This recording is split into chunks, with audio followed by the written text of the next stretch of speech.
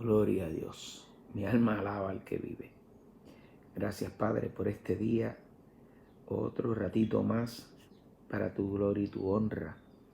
Esperando que tu palabra sea de edificación, de ministración, de aquello que toda aquella persona necesite para que la persona pueda venir al conocimiento de la verdad y que la verdad los haga libre.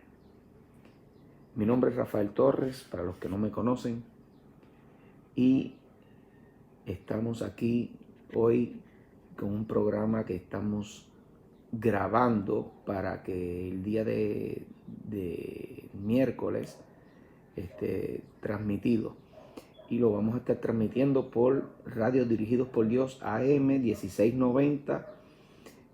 También lo vamos a estar transmitiendo por Roku TV. Si tienes un televisor Roku TV, baja la aplicación Radio Dirigidos por Dios y ahí pues descarga la app y puedas verlo en vivo el programa por televisión, en este caso pues grabado. Y también nos puedes estar viendo por el Facebook, como siempre, por costumbre.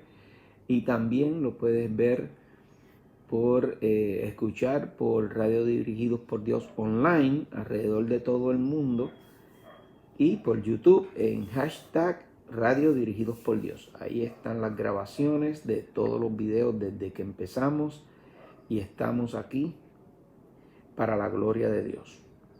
Y hoy el tema es un tema bien interesante. Pues el tema de hoy es la bienaventuranza. Sin embargo, me he dado cuenta que en esas bienaventuranzas hay un detalle, y es que en medio de las bienaventuranzas se encuentra un artefacto, y ese artefacto es una lámpara. Entonces, cuando vemos la lámpara y comparamos la lámpara con la bienaventuranza, podemos ver que si tú tienes una lámpara como la de las 10 vírgenes, todas tenían el mismo candelabro, o sea, la misma lámpara, pero hubo unas que fueron más astutas y otras que se descuidaron. Así que en medio de una bienaventuranza, no te descuides. Y por eso, los que son bienaventurados y los que son bienaventuradas y los que tienen la lámpara llena podrán ser más bienaventurados. Así que vamos a hacer una comparación entre las cosas que Jesús hizo, lo que Jesús dijo, y lo que quiere enseñar sobre esta mujer que dijo esa bienaventuranza. Una mujer dijo esa bienaventuranza. Entonces vamos a estar desarrollando sobre ese punto. Vamos a estar comparando la bienaventuranza también del Antiguo Testamento, porque es necesario hacer la comparación entre el polo norte y el polo sur. O sea, la bienaventuranza del Antiguo Testamento y las bienaventuranzas del Nuevo Testamento, que es en Cristo. Obviamente Jesús las dijo, pero también esta mujer dijo una bienaventuranza, la cual no se le presta atención. Y hoy vamos a tomar un poquito de pensamiento sobre esto, de abundar sobre esta bienaventuranza. Entonces tendríamos que ir al libro de los Salmos, el capítulo 144, verso 15. 144, verso 15. Salmos 144, verso 15. Dice así: bienaventurado el pueblo que tiene esto. ¿Ok? Bienaventurado el pueblo cuyo Dios es Jehová. Entonces, si el pueblo tiene esto, es algo en específico, el cual te va a hacer más bienaventurado. Y cuando tú eres más bienaventurado, pues te puedes gozar en cosas que son más difíciles o más dificultuosas. Entonces, esto a lo que se refiere el salmista en ese momento es que si tienes al Dios Todopoderoso, eres más bienaventurado. Entonces, vamos a comparar esto, lo que se refiere al salmista, bienaventurado el que tiene esto. Entonces, mientras vemos el Nuevo Testamento, que lo vamos ahora a comparar en San Lucas 11, capítulo 11, versos 27 y 28. San Lucas 11, capítulo 11, versos 27 y 28. Amén. Lucas 11, 27 y 28. Jesús estaba haciendo unos relatos, como siempre, Jesús enseñando, era el maestro por excelencia. Estaba enseñando en las calles, en diferentes lugares, y se encuentra con esta situación. Y esta mujer dijo, bueno, vamos a leerlo, Lucas 11, 27 y 28. Mientras él decía estas cosas, o sea, lo que estaba diciendo, una mujer de entre la multitud, o sea, de entre la multitud se levantó, de entre la multitud levantó la voz, de entre la multitud alzó su voz y le dijo esta mujer hablando con Jesús en medio de una multitud.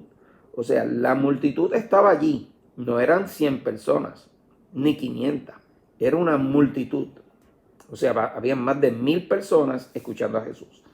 O sea, yo sé y debo de estar en lo correcto, y si me equivoco, mire, porque soy de carne y hueso, me puedo equivocar, corríjame, escríbame a elboletindeDios@gmail.com y allí podríamos llegar, obviamente me escribe con la evidencia bíblica y podremos entonces explicarlo y demostrar el error.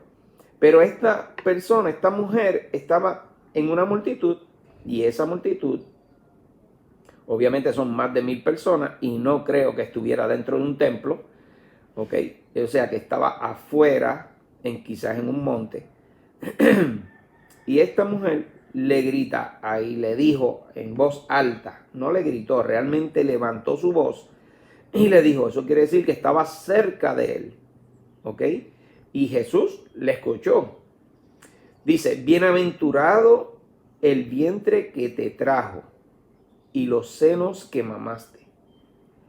Y entonces él dijo, o sea, Jesús le contesta, antes, bienaventurados los que oyen la palabra de Dios y la guardan. Entiéndase que Jesús no quiere la gloria de nadie, ni aún la gloria de Dios. O sea, Jesús cede toda la gloria a Dios, porque Jesús está sometido a la palabra de Dios para que se cumpla al como él lo dijo, ni una jota ni una tilde pasará. O sea, al detalle. Conociendo Jesús quién es, porque él reconoce quién es y sabe quién es, conoce los pensamientos de ellos. O sea, entonces Jesús tenía una cualidad, un don o un derecho a utilizar lo que Dios le había dado y lo que es como siendo como Dios.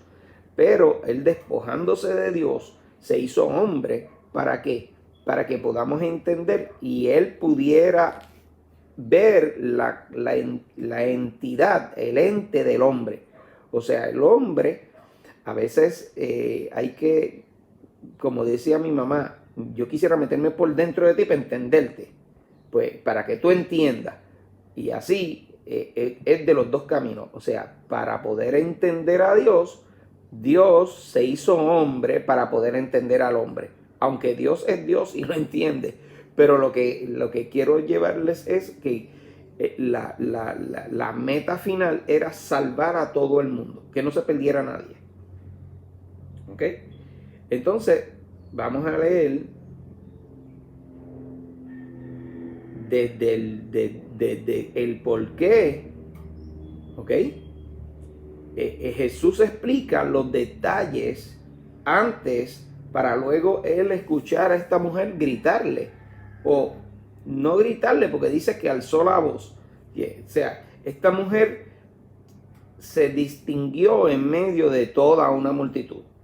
¿Ok? Y Jesús entonces, para explicar cuál es la situación aquí, en este caso, en el que cuando Jesús está rodeado de una multitud, conociendo los pensamientos de todos, sabiendo lo que ellos quieren hacer y lo que quieren, o sea, es que él siga hablando porque de su voz es como un maná, o sea, es como una agua de fuente de agua de vida, la cual ellos estaban sedientos y ellos querían seguir escuchando la voz de Jesús, seguir escuchando las palabras y la sabiduría que él tenía, para que ellos pudieran entonces repartir a otros ese conocimiento, para que ese conocimiento los salvara.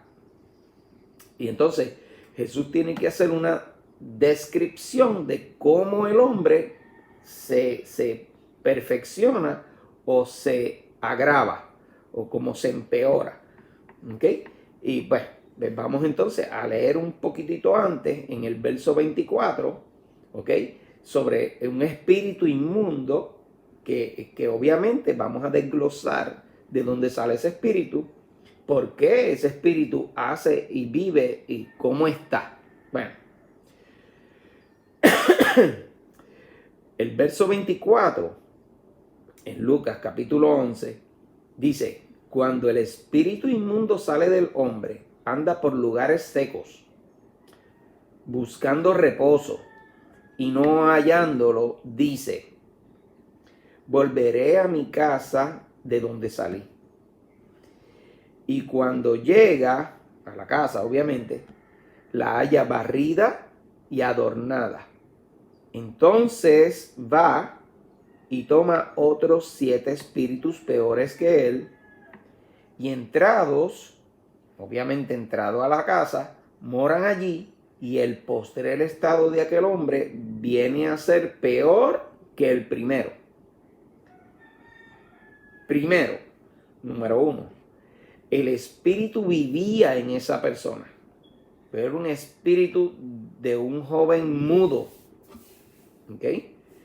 Y ese joven estaba enfermo por alguna condición, no podía hablar, y entonces no podía declarar, porque estaba mudo.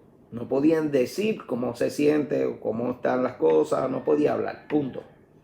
Y Jesús saca ese espíritu. ¿Ok? Vamos a ver si no me equivoco.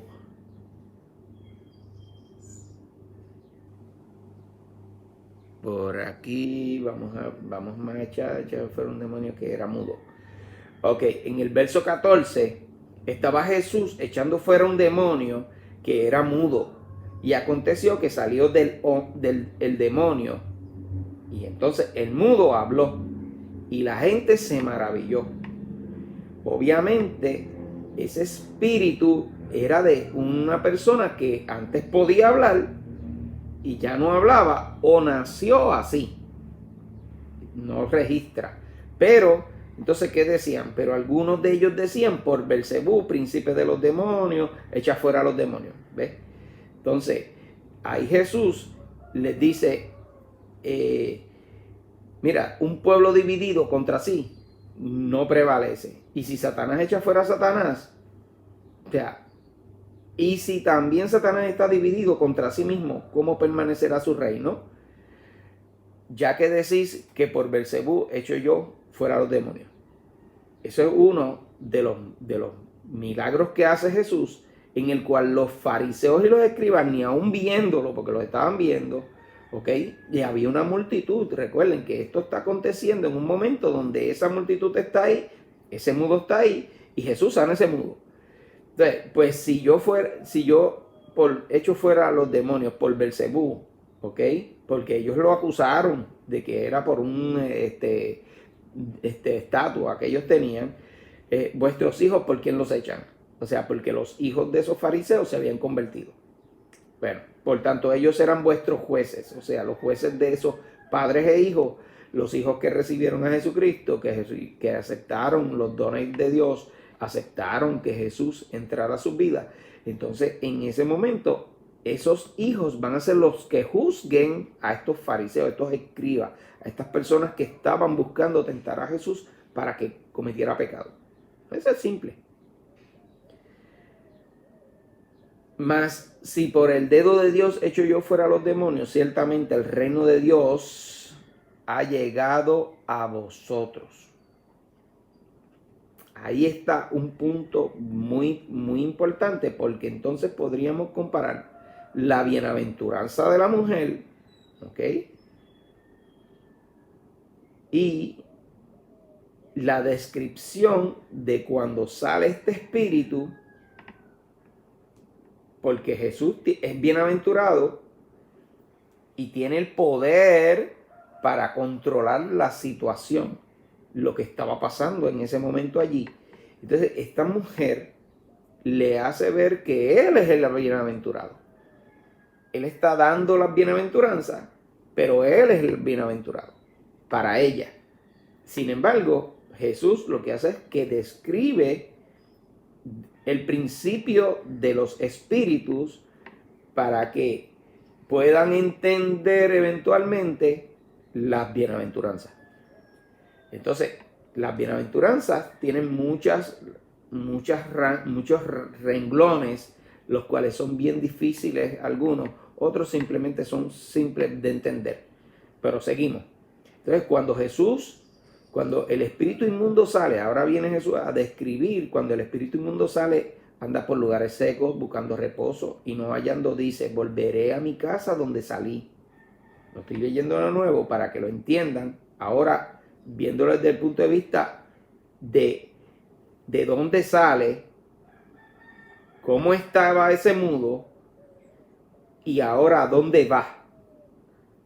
O sea, cuando el espíritu inmundo ya está, cuando se va y cuando llega, ¿okay? Cuando se va y vuelve, que estaba viviendo dentro de ese hombre, cuando llega, haya barrida y adornada la casa. Entonces va y toma otros 7 espíritus peores que él. Y vamos a ese punto y esa coma, vamos a respetarla para evaluar entonces de dónde salen los espíritus. Y no hay que darle mucha matemática a esto, porque si el espíritu vivía dentro del mudo, era un mudo, después ese mudo Jesús lo sanó y habló, entonces quiere decir que ese espíritu, que no necesariamente tiene que ser de mudo, puede ser cualquier otro espíritu, ¿ok? Pero ese en específico lo menciona. Entonces, ese espíritu salió del hombre, entonces encuentran a este mudo sano hablando con Jesús, o sea, ya está allí, y entonces tendremos que ver qué pasó cuando ese espíritu, que es de un joven, que sale y se aparta el joven, entonces cuando el joven se aparta de seguir la palabra, se aparta de seguir a Dios, se aparta de leer, se aparta de ayunar, se aparta de la lectura de la palabra, se aparta de lo más importante, se aparta del amor, de la misericordia, se aparta de todo lo que Dios le enseñó o le enseñaron en la palabra. Cuando ese joven se aparta, entonces, ¿qué hace el espíritu? Se va y busca 7 espíritus peores que él. Y entrados moran. Si entran, o sea, entran dentro del cuerpo y moran allí. Y dice que el postrer estado de aquel hombre viene a ser peor que el primero. Claro, pues si era malo el primero, imagínense 7 peores. O sea, son 8 espíritus. Pero la pregunta que yo les hago es, ¿de dónde salió el espíritu? los otros 7. Pues la matemática es simple, mire, no se rompa la cabeza. Si ahí acaba de decir que uno era el mudo y uno salió, pues 7 adicionales salieron de 7 personas. Estas 7 personas, eso es lo que dice la palabra, esos espíritus estaban en lugares, lo describe la palabra, desiertos, ¿ok? En oscuridad. Y ese espíritu regresó, fue y buscó 7 espíritus peores que él, 7 espíritus de 7 hombres y mujeres que recibieron a Jesucristo, que se permanecieron firmes, y entonces esos espíritus entraron en ese joven. ¿Me entienden? ¿Cuántos millones de millones de millones hay cristianos hoy en día, los cuales siguen sirviendo al Altísimo, siguen buscando a la presencia del Dios vivo, siguen en el camino correcto, en la palabra? Entonces, hello, si la persona se apartó, ahí tienen muchos espíritus por el cual ese espíritu va a buscar. O sea, el espíritu de ese hombre tiene millones y millones de espíritus, los cuales puede ir y buscar 7, o bueno, ahí dice que buscó 7 espíritus peores que él. Pero eso fue lo que buscó el espíritu, pero no dice cuántos puede buscar, porque eso no está. Déjenme hacer una pausa porque me están tirando un cue.